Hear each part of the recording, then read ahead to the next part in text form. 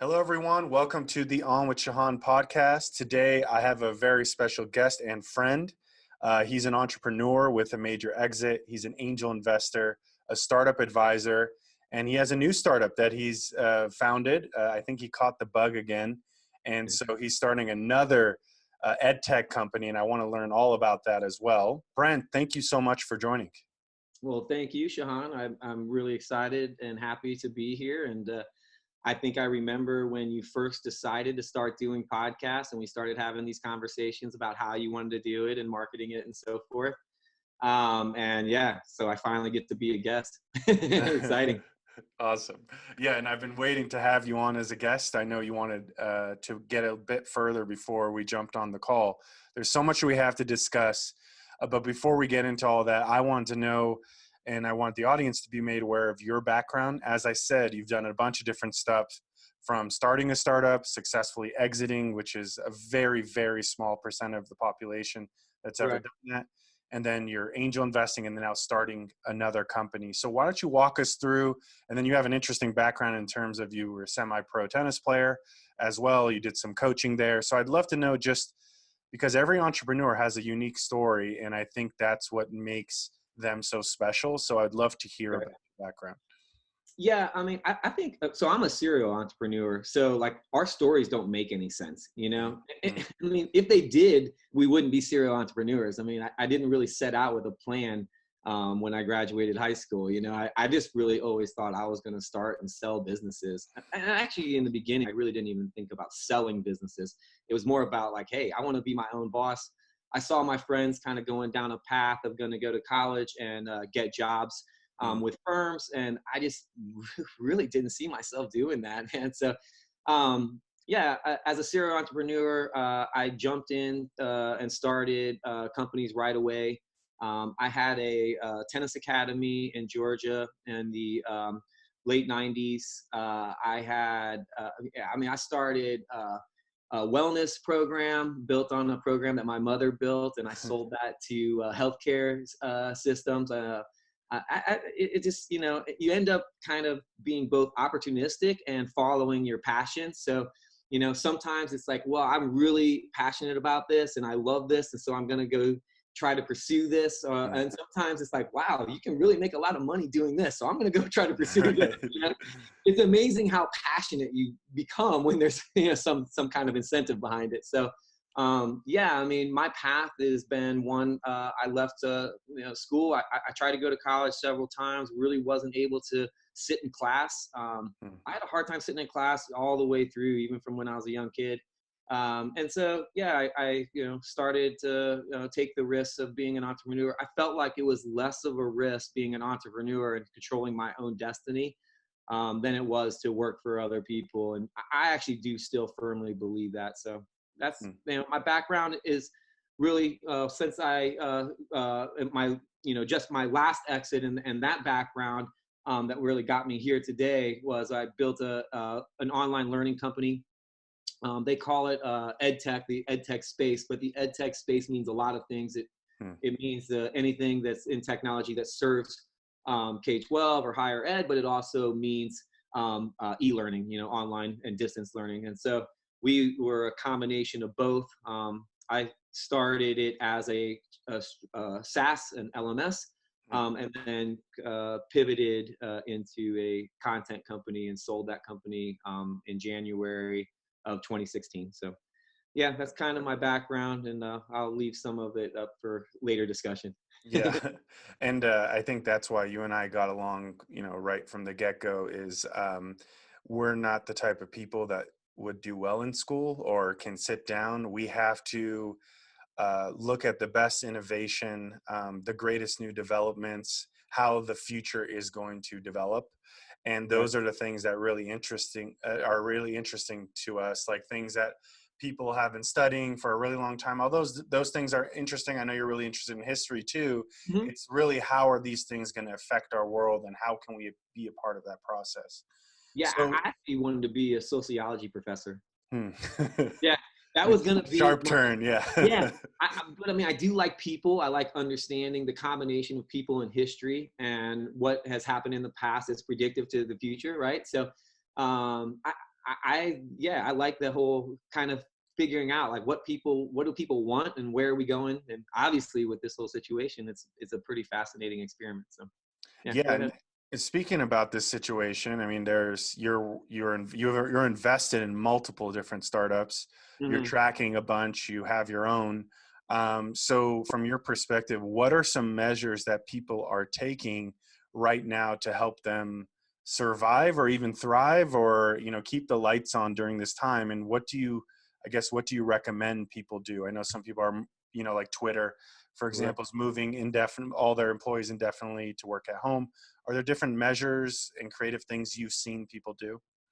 Well, so I did have an advantage in this time around because we were only about 12 months into our business when the financial crash happened. So Lehman Brothers crashed, and we had just hit our 500 million or 500,000 ARR mark, and Mm. we'd been in business for like 11 months. We were super excited, um, and Lehman Brothers, the whole thing started unraveling. Obviously, Lehman Brothers crashed. Within probably 5, 6 days, I started getting phone calls from customers saying, look, hey, Wow. we're going to have to pull back, if not completely withdraw.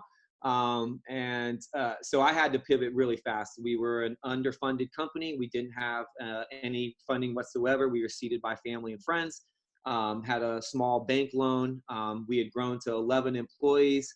And basically within 2 weeks, we realized that we were going to lose about 65, 70% of our revenue over the next 3 months. So, having gone through that before and successfully been able to come out of it on the other side, I was able to bring some guidance to Mm. some of the companies that I've invested in and some of the boards. And so the first thing you have to do is really secure your capital. I mean, and that's a really painful thing because sometimes that means cutting costs, Mm. cutting really talented people. It's also painful when it's not your fault. And this time around, I feel for the companies that are a little bit further down the road because this is not their fault. Same with the financial crash. It wasn't our fault. I mean, we were an LMS company. We had nothing to do with the real estate market or anything. Right. So, it's tough because you have to, tell your company that all this vision that you've created, this momentum that has been created by a team working together, all this excitement, the wins that you are happening, that now because of these exceptional circumstances that you're going to have to make a change and make a pivot. And I was able to do that with the last company. I think first thing, like I said, is secure your capital. I suggest drawing down all your LOCs, all your line of credits, all the way. Like if you have a line of credit of 200,000, you take 200,000 out and you put it in Mm. your bank account. You go after all your account receivables, like go collect your money, right? If anybody owes you money, when you see something like this happening, a crisis happening, go get as much of your capital in-house and cash in your bank as possible to give you as long as runway because you just don't know, right? And I think that that's the commonality between these crises is that there's uncertainty in the future. And so that's the first and foremost, because the most important thing for a founder is to keep the doors open. Mm. The second thing is to grow, right?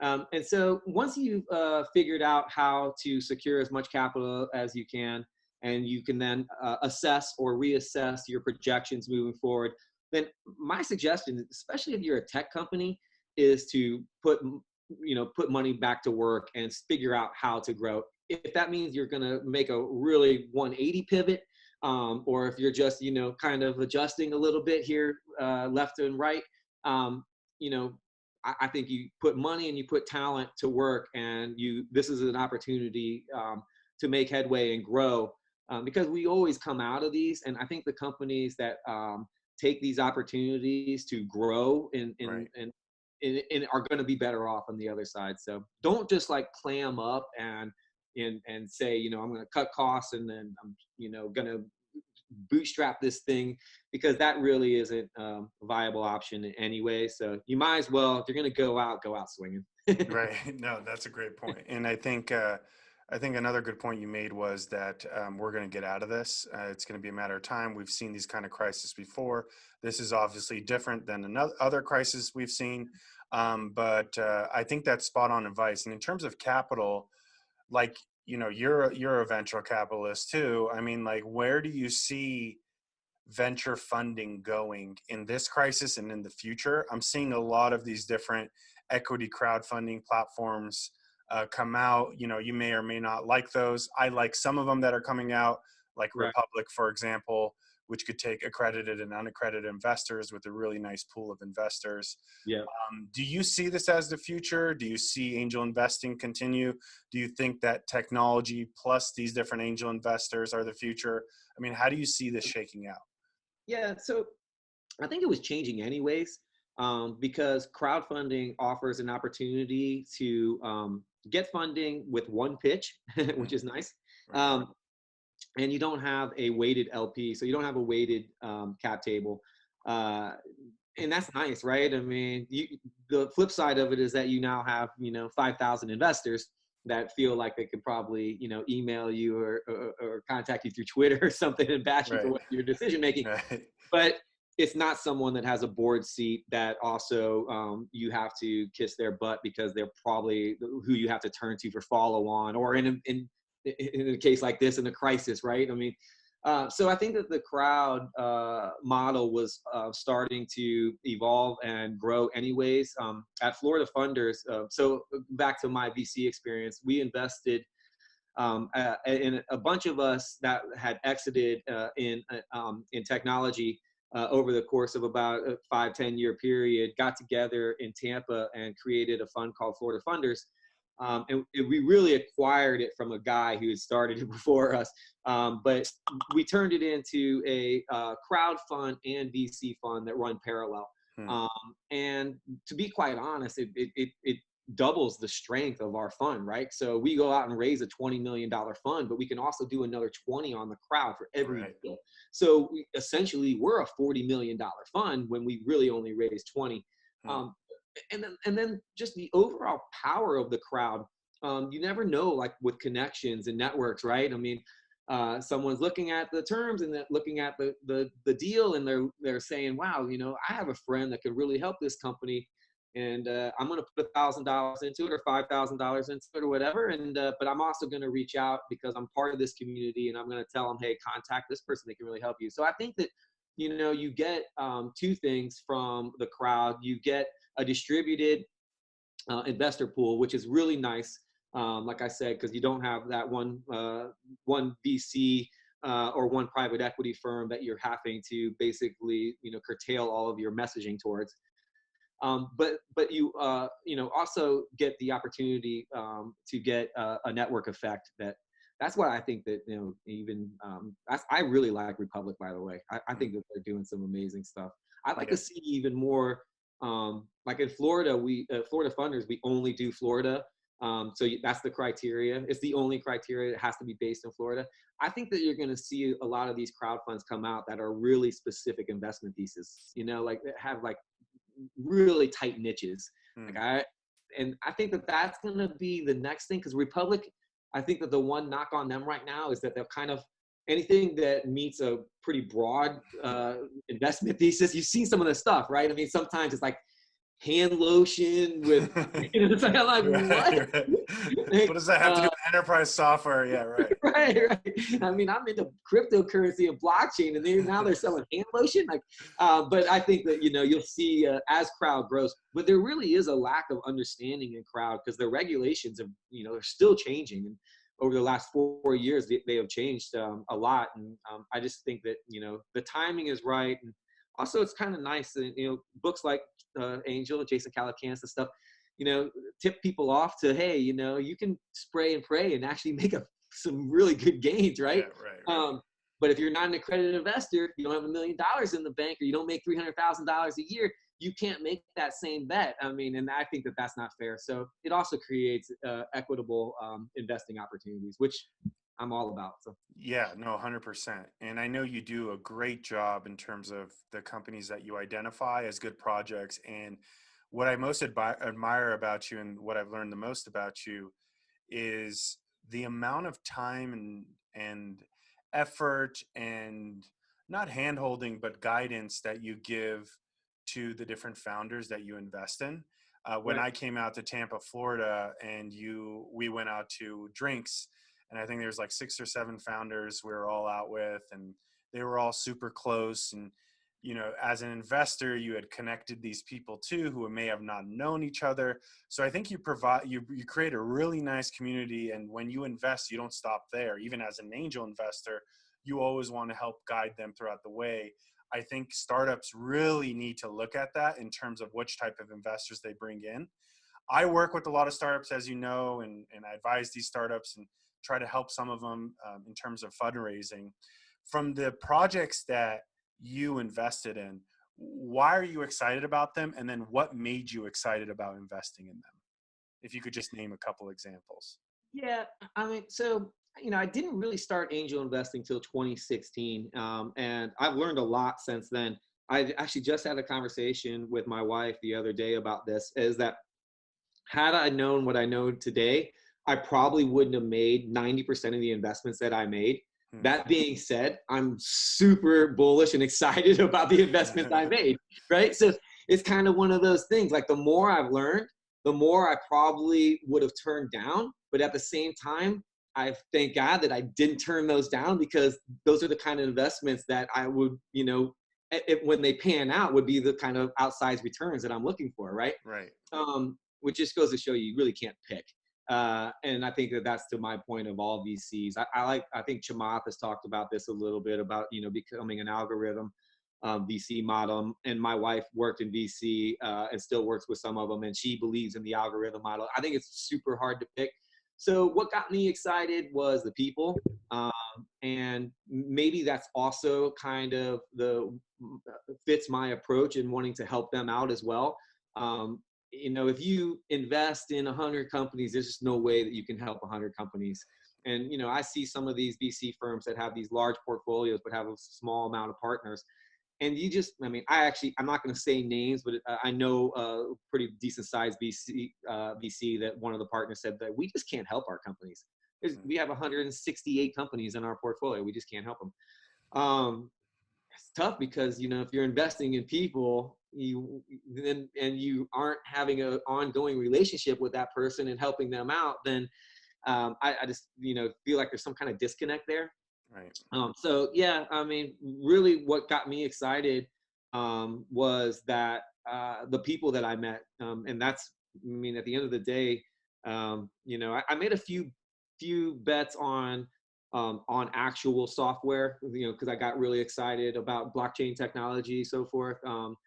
But at the end of the day, most of my investments have been because I thought that person had all the skills and talents and mindset to get through things like coronavirus and come out the other end with a successful business. So that's what you really, I think, need. I know it's a cliche, but you do invest in people, really. Yeah, no, I think that's spot on. And I think that makes, as founders, personal development, making sure that you're doing the right things, interacting with the right people is an extremely important thing because, I myself, I've made bad bets similar to you on technology, and I paid the price. And I found that founders who are resilient and are trustworthy people can often figure out the ways to solve the problems in order to take the company to the next phase of maturity. Yeah. Something that's really interesting about some of the work that you're doing that's very close to my heart is the work that you're doing with resources in Armenia and the future plans you have with working with Armenia. I know that when I went on my trip to Armenia, I told you all about it. And you're like, wow, man, there's a lot of activity there. And then we had many conversations about Armenian resources, how talented they are, the Armenian startup and the community, and how the country is just vibrating right now with all the energy around this space. So why Armenia? And why do you think Armenian talent is important for your success in your new startup? Well, first of all, I never met anybody from Armenia until I met you. You're the first Armenian dude. Thank you. I had to actually, look on the map to see exactly where it was. I was like, And I it's this know, big, yeah. yeah, I know it's in Eastern Europe somewhere in that area, but I couldn't figure it out. Yeah, you turned me on to Armenia. Yeah, so I was looking. So my last business was a distributed workforce, a remote workforce anyways. And I did outsource a lot of it. I outsourced the customer support. I tried Mexico. I tried India. I ended up in the Philippines towards the end of that business. I outsourced a lot of the content development through Fiverr. I use Fiverr a lot. I probably at one point had 70, 80 Oh my. contractors on Fiverr working for me at one time. I even was going to tell Fiverr, like, I need a discount here. This is crazy. Um, and so I believed in, I also believe in globalization, obviously with coronavirus, that's going to set it back a little bit. But so I was looking for opportunities. As you know, I had a dev shop in Panama, and when you turned me on to Armenia, I was just getting ready to start my startup, and I was looking for some dev talent, but also just looking for a place to I could build a team. And I started having these meetings, these Zoom meetings with some of the people there, some of the developers.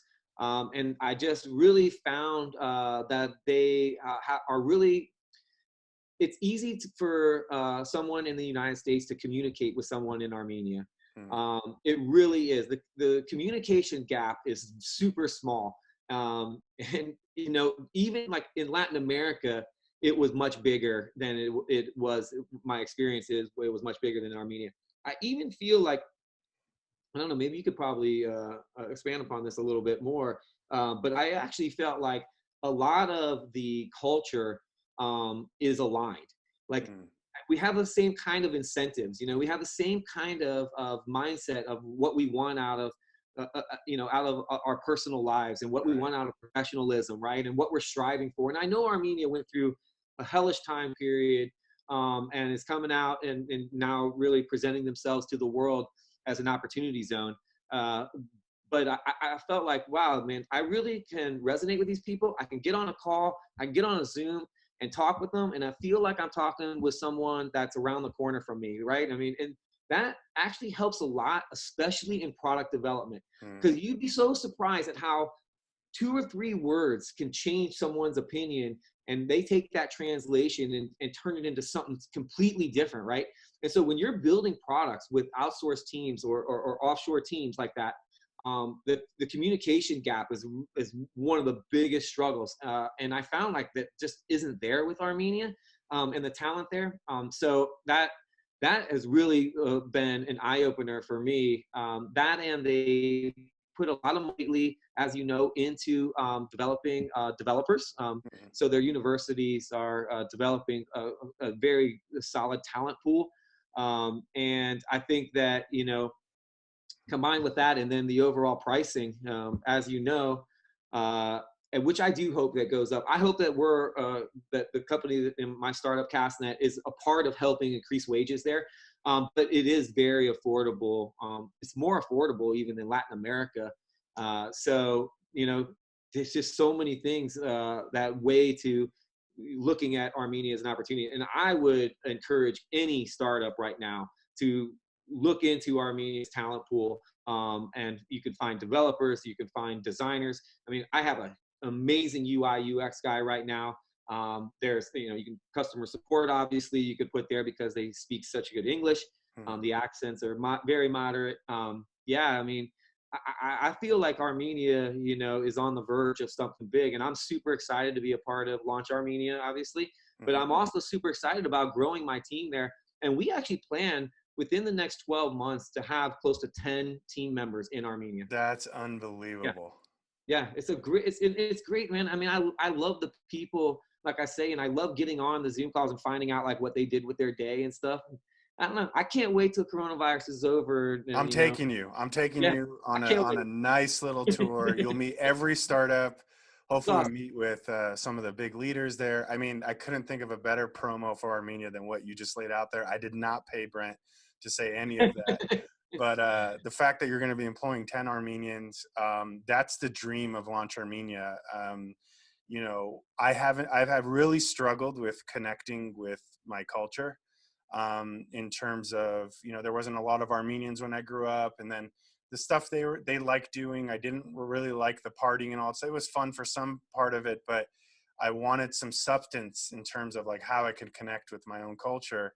And it wasn't until I went to Armenia and visited the startups, I was like, man, these guys are on fire.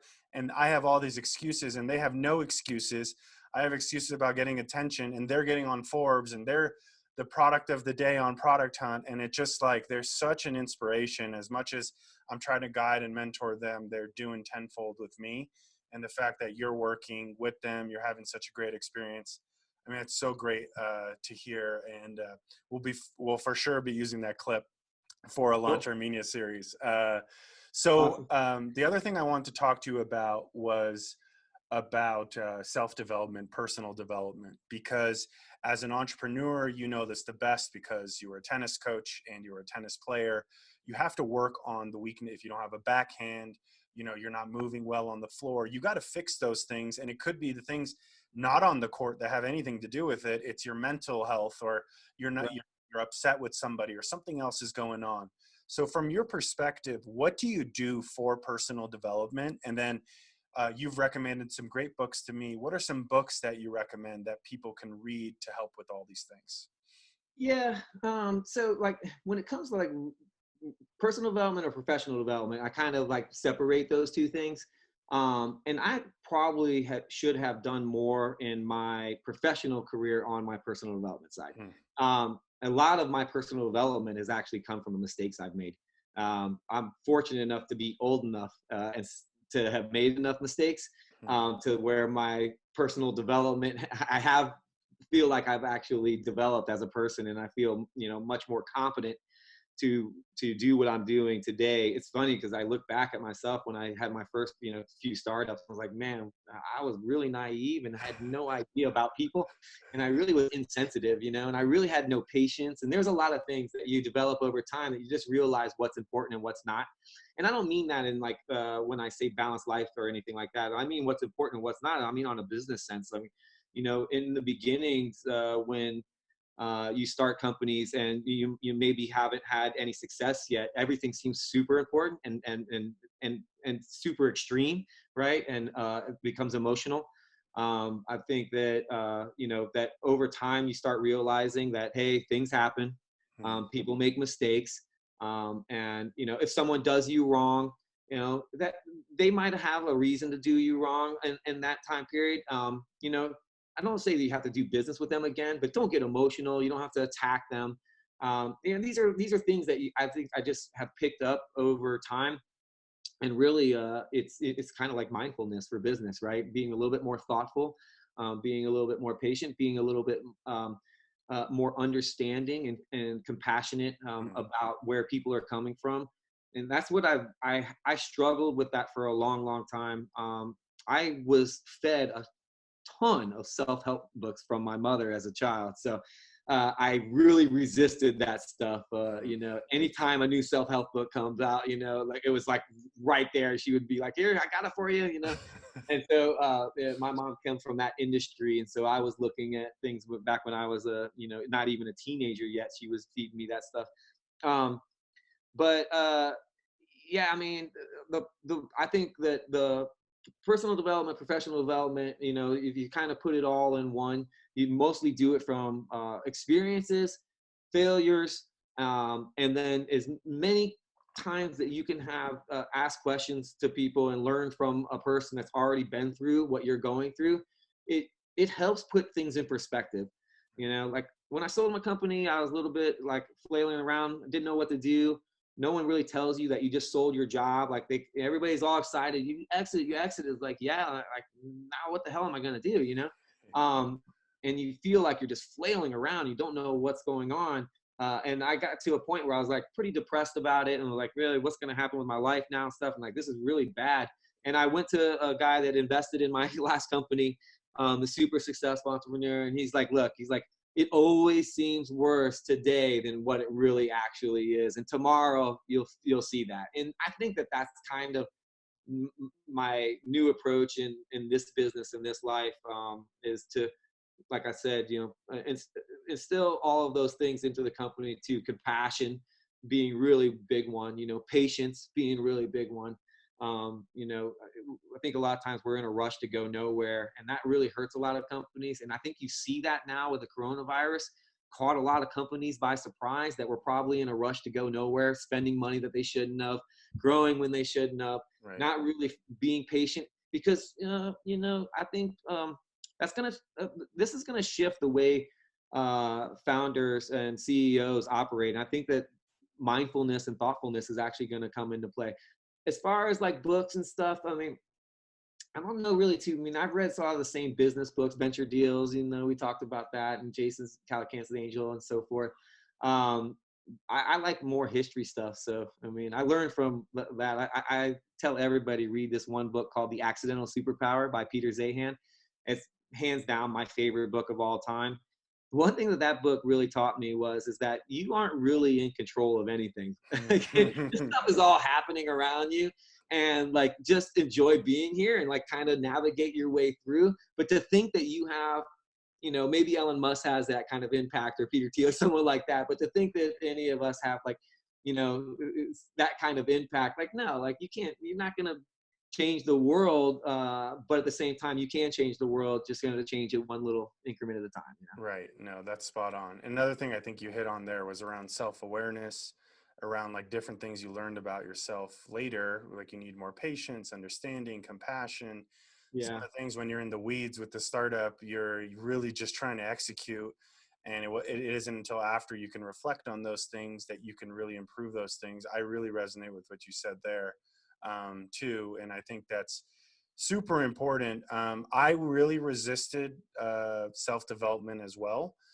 It wasn't until I started working for myself where I really started to get and see all the gaps, and because yeah, everything's on me. So if everything's on me and I lack all these skill sets, at least know that I lack those, and then bring in the right people around me to help round that out. But I think you hit on a lot of things there. I think having the experiences, just doing things that are difficult, are going to prepare you. Another thing you mentioned is ask yeah, experts. Do yeah, not be afraid to do that. It's already lonely being an entrepreneur. You want to set people around you that are also going through the similar things, and also people who have done it successfully like yourself.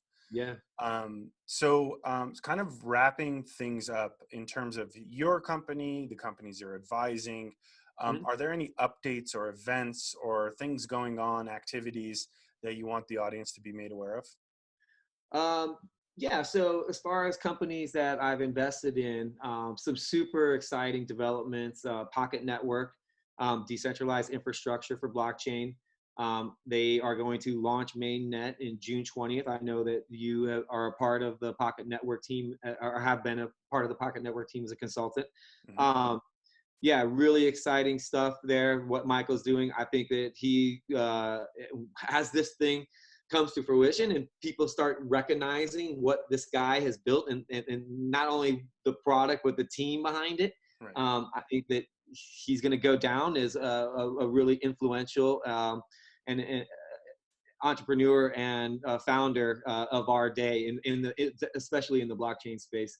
Um, Class Wallet is a company that I sit on the board of, that really manages spend management for educational systems. Mhm. So when teachers need to buy things for the classroom, and so forth, and it's a really cool product because they empower teachers to be able to go out and spend on their own without having to get approval for little things, for every little thing that they buy. And they've actually seen a real growth during this time period because the teachers have had to build out their home offices, right? So now they're teaching from home. So we've seen an increase in volume, but not only that, an increase in ATV because the prices are, they're purchasing things that are a much higher price. So Right. I think the Class Wallet continue to look to them to manage all financing in K-12 in the United States over the next 3-4 years. I think you'll see that, and I think that they're going to be a really successful company. And then I have my own startup, which is CastNet Learning.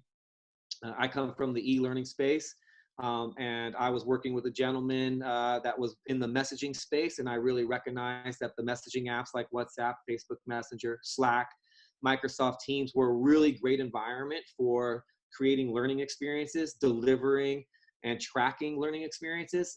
And so, yeah, we are going to launch our beta launch, which is free to everybody.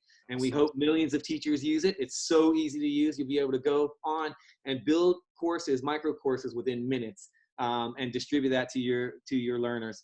And yeah, that'll be launched sometime in the first week of July, and then with our hard launch to the general public first week of September. That's what we're shooting for. But yeah, I'm super excited about that product because there really hasn't ever been an authoring tool for teachers to create learning experience and distribute it to their learners. You think, I mean, that's a crazy thing to say, Yeah, but right. actually it's true because I've been in this space for a long time, is that a lot of the authoring tools either built into the LMS itself. So Canvas, Schoology, those are probably the biggest used around the world as far as learning management systems goes.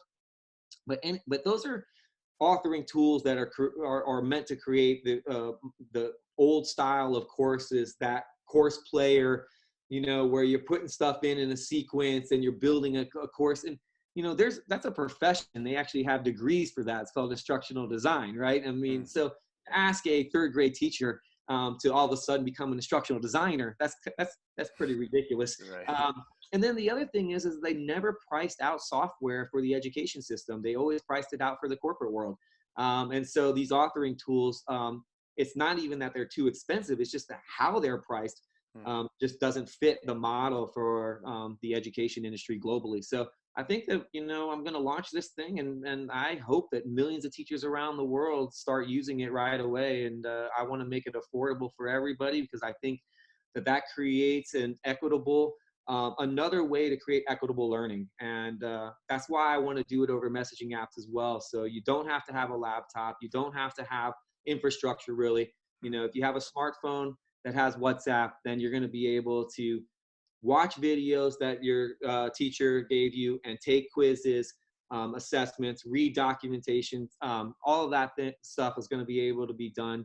Like I said, the teachers will be able to build these micro courses or full courses within minutes without any experience whatsoever or any training. So yeah, that's the plan. And Super excited. how do we get, is there like an email list or like a beta, or like, do we visit the website? Where do we go? Yeah, so castnet.io is the website. And it's really it's a work in progress today. Technically I'm in stealth mode, just as you know. Yeah. But for your audience, I'll let you know, start keeping an eye out because we'll be coming out of stealth mode over the next 30 days. And there's a pre-sign up on there now, and you can go to the bottom of the page right now as well. And there's a contact form. So, anybody that's interested in utilizing this, and you don't have to be a teacher. You could be a manager of employees, field sales employee or field reps, whatever. Now we're in this, COVID environment. We're all working distance anyways. So it's great for remote working to be able to give people info checks. Here, watch this little video about the product and then answer these few questions so I know that you understand it. You can send that to customer service reps. You can send that to salespeople. It could be utilized in a lot of different learning formats and for a lot of different learning experiences. And in that sense, we kept it, we didn't pigeonhole ourselves into just being utilized for education. That being said, I'm hell-bent on keeping the pricing low for education for teachers because honestly, man, there's not been a lot built for teachers over the last 10 years. And the reason being is there's not exits for companies. I flat out have had VCs tell me the reason we don't fund ed tech companies is because there's no one to buy them. So but we have a lot of smart people in this world that could create a lot of really innovative tools that would really help teachers. And so that's what I'm setting out to do with this product. Yeah, and I love that. Make sure to follow Brent and all of his activities. I'll put the links to all of those, the things he mentioned in the description. I'd just like to say thank you so much for joining on. You've been a great friend, a mentor, an advisor for me in terms of all the things that I'm doing, and just a great sounding board for each other to like, we both get really excited about ideas, and I love sharing those thoughts with you, and you say, it's okay here, that looks good. And it's just great having that collaboration. You're in California now, and so when this lift is over, the thing I like doing the most is going to a nice dinner, having some Yeah, wine, doing something like that. So we're I for can't sure going to wait. do that once there, once here in the LA area. But you are doing awesome work. I Thank think you. you're on to another exit. I think that your heart in terms of what you're doing to help teachers and the education system, something for the teachers for once, and then the work that you're doing in terms of employing Armenia and helping this country develop, and shining a spotlight on it. I think that's very admirable as well. So I just really want to thank you for all the work that you do, Brent. Well, thank you, and thank you for having me on. And I'd love to come back on after hard launch, and Yep. I'd also like one more opportunity to come back on with a little bit better hair. Just wear a hat, man. That's all you got to do. I saw you wearing the hat. I was like, I should have worn the hat. But yeah, I look forward to come back on in 4 or 5 months from now, and we could talk about how teachers are using CastNet, and also talk about how much On with Shahan has grown. So All right. Awesome. I appreciate it, man. Thank you Thank you, so buddy. much, Brent. All right. All right. See ya. Bye.